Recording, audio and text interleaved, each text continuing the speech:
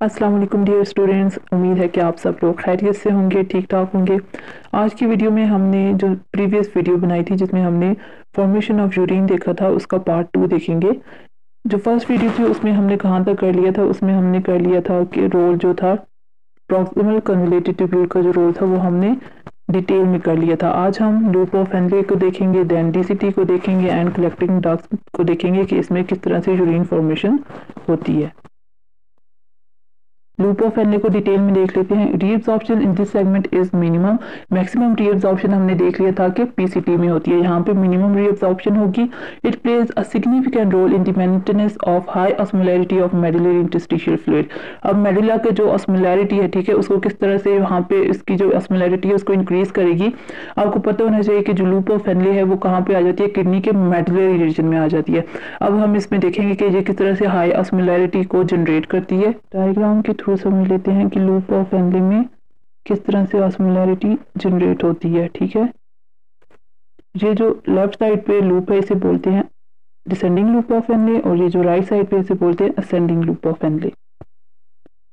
अब ये जो डिसेंडिंग लूप ऑफ हेनरी है ये होती है परमेबल टू वाटर, कि यहाँ से मैक्सिमम वाटर रीअब्सॉर्ब हो जाता है। ठीक है, maximum water is reabsorbed in descending loop of Henry.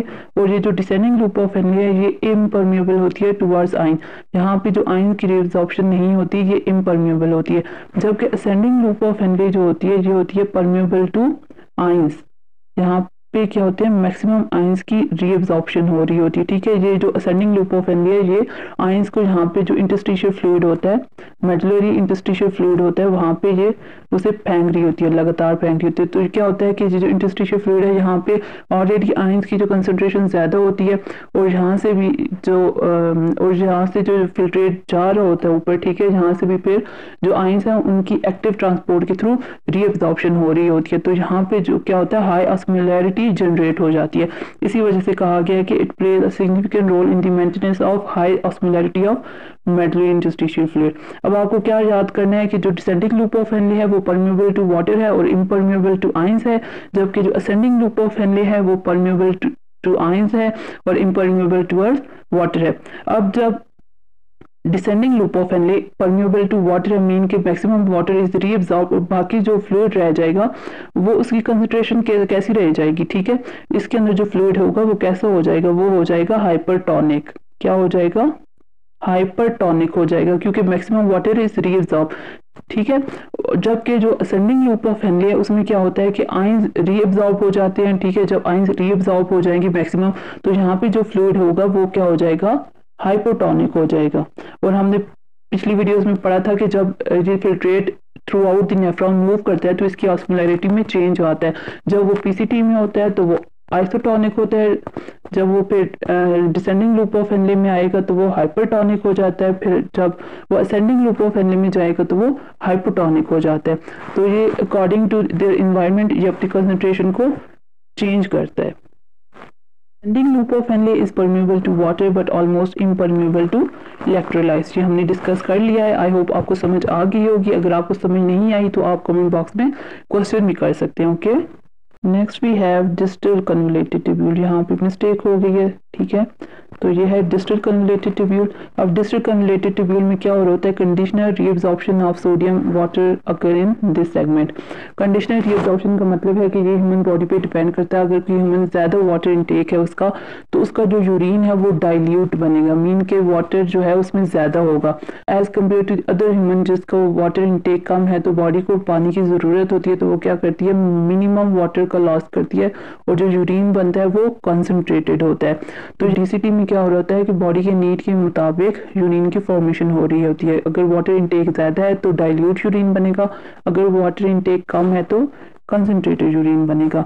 It also capable of reabsorption of bicarbonate ion and selective secretion of hydrogen, potassium and ammonia to maintain pH and sodium potassium balance. अब यहाँ पे क्या हो रहा होता है, reabsorption भी होती है और सिक्रीशन भी होती है। रीअब्जॉर्प्शन हमने पढ़ा था कि ब्लड के अंदर चीज़ों ने एब्जॉर्ब होना है, तो बाइकार्बोनेट आयन जो है वो रीअब्जॉर्ब होगा। और सिक्रीशन का मतलब है कि जिन चीज़ों की हमारी ब्लड में ज़रूरत नहीं है उन्होंने यूरिन में एक्सक्रीट आउट होना होता है, तो उसमें हाइड्रोजन आयन जो है वो एक्सक्रीट होते हैं, देन पोटाशियम एंड अमोनिया जो होता है एक्सेस में होता है वो बॉडी से एक्सक्रीट हो जाता है। और यहाँ पे क्या होता है, सोडियम पोटाशियम पंप जो होता है वो भी वर्क कर रहा होता है, ठीक है। सोडियम की रीअब्जॉर्प्शन हो रही होती है और पोटाशियम की सिक्रीशन हो रही होती है। Then we have anti diuretic hormone, इसका बहुत ज़्यादा इंपॉर्टेंट रोल है in the formation of concentrated and dilute urine. It acts on DCT and CT of nephron. DCT mean distal convoluted tubule and CT mean collecting ducts of the nephron and increase the absorption of water. अब कोई इंसान है, ठीक है, उसका water intake कम है, तो जो उसका यूरिन बनेगा वो कॉन्सेंट्रेटेड बनेगा, मीन के वाटर जो है वो मैक्सिमम री एब्जॉर्ब हो जाएगा। तो ये उस कंडीशन में होता है कि जब वाटर इनटेक बॉडी में कम हो तो फिर क्या होता है कि एंटी डायूरेटिक हार्मोन वो रिलीज होता है और यहाँ पे वो क्या करता है, यहाँ पे रीअब्जॉर्प्शन को इंक्रीज कर देता है वाटर की। It is synthesised by the hypothalamic neurons and stored in the posterior pituitary in the form of Herring bodies. तो ये कहाँ पे बन रहा होता है, हाइपोथैलेमिक जो होता है, हाइपोथैलेमिक न्यूरॉन्स इसे बना रहे होते हैं और ये पोस्टीरियर पिट्यूटरी में स्टोर हो रहा होता है। Anti diuretic hormone prevents the diuresis, mean के production of large volume of dilute urine, कि ये क्या करेगा, डाइल्यूट यूरिन नहीं बनाएगा, क्योंकि डाइल्यूट यूरिन में क्या होता है कि वाटर की क्वांटिटी ज़्यादा होती है, तो ये क्या करेगा, वाटर की क्वांटिटी, वाटर को प्रिजर्व करेगा, ठीक है, स्टोर करेगा बॉडी में, तो इसका ये रोल होता है। अब एक फ्लो चार्ट के थ्रू समझ लेते हैं कि एंटी डायूरेटिक हार्मोन का क्या रोल होता है। अब एक ह्यूमन बॉडी है, उसका जो वाटर इनटेक है वो, उसका वाटर इनटेक ज़्यादा है, ठीक है, एक्सेस वाटर इनटेक है, तो फिर उस बॉडी में क्या होगा, उसकी osmolarity of blood decreases, mean के जो उसका ब्लड है उसमें वाटर की क्वांटिटी ज़्यादा होगी और आयंस की कंसंट्रेशन कम होगी। तो ये कौन डिटेक्ट करेगा, इसे डिटेक्ट करेगा ऑस्मोरिसेप्टर्स ऑफ द हाइपोथैलेमस।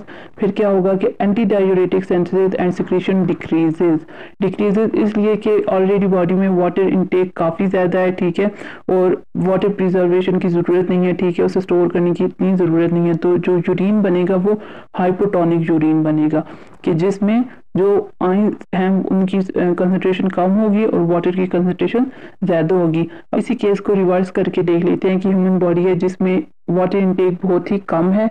अगर वाटर इनटेक कम है तो ऑस्मोलैरिटी ऑफ ब्लड इंक्रीज कर जाएगी, वाटर क्वांटिटी कम हो जाएगी, वजह से एंटी डायूरेटिक हार्मोन रिलीज हो जाएगा और जो यूरिन बनेगा वो क्या होगा, हाइपरटोनिक हो जाएगा, जिसमें क्या होगा कि आयंस की कंसंट्रेशन ज़्यादा होगी और जो वाटर है उसकी क्वांटिटी कम हो जाएगी। तो ये जो एंटी डायूरेटिक हार्मोन है वो बॉडी के नीड के अकॉर्डिंग वर्क करता है।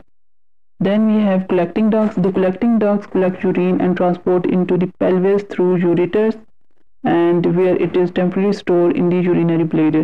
तो इसका काम होता है कि साइड नेफ्रॉन से जो यूरिन है उसे कलेक्ट करती है और फिर पेल्विस की तरफ लेके जाती है और फिर अल्टीमेटली जो यूरिन होता है वो यूरिनरी ब्लेडर में स्टोर हो जाता है। Reabsorption of excess water also take place in the collecting duct. अब जो एंटी डायूरेटिक हार्मोन होता है वो कलेक्टिंग डक्ट्स पे भी एक्ट करता है। कंपोजिशन ऑफ यूरिन, अब ये जो सारा प्रोसेस हुआ है, ठीक है, इसकी वजह से जो यूरिन बना है उसकी कंपोजिशन क्या होती है, उसमें क्या क्या चीज़ें प्रेजेंट होती हैं, ये हम देख लेते हैं। तो इसमें क्या प्रेजेंट होता है, human urine is composed of primarily water, 95% इसमें वाटर होता है, रेस्ट 2% यूरिया होता है, 0.1% क्रेटीन होती है, 0.03% यूरिक एसिड होता है, chloride, sodium, potassium, sulphates, ammonium, phosphate and other ions molecules are also present in lesser amount. Protein is also present in traces amount, mean के बहुत ही कम क्वांटिटी में प्रोटीन भी प्रेजेंट होती है। तो आपको याद करना है कि 95% जो हमारा यूरिन होता है उसमें वाटर होता है। आई होप आज का लेक्चर आपको अच्छे से समझ आ गया होगा, लेकिन अगर आपका कोई भी डाउट है जो क्लियर नहीं हुआ तो आप कमेंट बॉक्स में क्वेश्चन कर सकते हैं और ये भी कमेंट कर सकते हैं कि नेक्स्ट वीडियो आप कौन से टॉपिक पे चाहते हैं। अगर आपको मेरी वीडियो अच्छी लगी है तो लाइक करें, शेयर करें एंड सब्सक्राइब करें।